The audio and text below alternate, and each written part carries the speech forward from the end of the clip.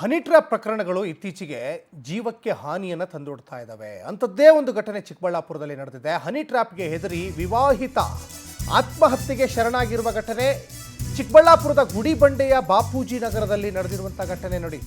ಚಿಕ್ಕಬಳ್ಳಾಪುರದ ಗುಡಿಬಂಡೆಯ ಬಾಪೂಜಿ ನಗರದಲ್ಲಿ ಘಟನೆ ನಡೆದಿದೆ. 30 ವರ್ಷದ ಬಾಲಾಜಿ ಸಿಂಗ್ ಆತ್ಮಹತ್ಯೆಗೆ ಶರಣಾದ ವಿವಾಹಿತ ಯುವತಿಯೊಬ್ಬಳ ಜೊತೆ ಬಾಲಾಜಿ ಅಕ್ರಮ ಸಂಬಂಧ ಇಟ್ಕೊಂಡಿದ್ರು ಅನ್ನುವಂಥ ಆರೋಪ ಇದೆ. ಮದುವೆಯಾಗಿ ಮಗು ಇದ್ರೂ ಕೂಡ ಗಾಯತ್ರಿ ಎಂಬ ಮಹಿಳೆ ಜೊತೆ ಸಂಬಂಧ ಇತ್ತಂತೆ. ಖಾಸಗಿ ಫೋಟೋವನ್ನು ಇಟ್ಕೊಂಡು ಹನಿ ಟ್ರ್ಯಾಪ್ ಆರೋಪ ಕೂಡ ಕೇಳಿ ಬರ್ತಾ ಇದೆ. ಯುವತಿಗೆ ಕರೆ ಮಾಡಿ ಜಗಳವಾಡಿ ಆತ್ಮಹತ್ಯೆಗೆ ಶರಣು. ಸ್ಥಳಕ್ಕೆ ಗುಡಿಬಂಡೆ ಠಾಣಾ ಪೊಲೀಸರು ಭೇಟಿ ಕೊಟ್ಟು ಪರಿಶೀಲನೆಯನ್ನು ನಡೆಸ್ತಾ ಇದ್ದಾರೆ. ನೋಡಿ, ಇತ್ತೀಚಿನ ದಿನಗಳಲ್ಲಿ ಸಾಕಷ್ಟು ಹನಿ ಟ್ರ್ಯಾಪ್ಗೆ ಒಳಗಾಗ್ತಾ ಇದ್ದಾರೆ. ಅವ್ರ ಉದ್ದೇಶ ಏನು? ಹನಿ ಟ್ರ್ಯಾಪ್ನ ಉದ್ದೇಶ ಮನಿ ಮೇಕಿಂಗ್, ಮನಿ ಮಾಡಬೇಕು. ಇದರಲ್ಲಿ ಒಂದು ಹೆಣ್ಣನ್ನು ಮುಂದೆ ಬಿಟ್ಟು ಸಾಕಷ್ಟು ಸುಲಿಗೆ ಮಾಡುವಂಥ ದೊಡ್ಡ ಗ್ಯಾಂಗ್ಗಳಿದ್ದಾವೆ. ಹಾಗಾಗಿ ಯುವ ಸಮೂಹ ಬದುಕಿ ಬಾಳಬೇಕಾದಂಥ 30 ವರ್ಷದ ಯುವಕ ಆದರೆ ಇವತ್ತು ಸಾವಿನ ಮನೆ ಸೇರಿದ್ದಾರೆ ಹನಿ ಟ್ರ್ಯಾಪಿಗೆ ಒಳಗಾಗಿ.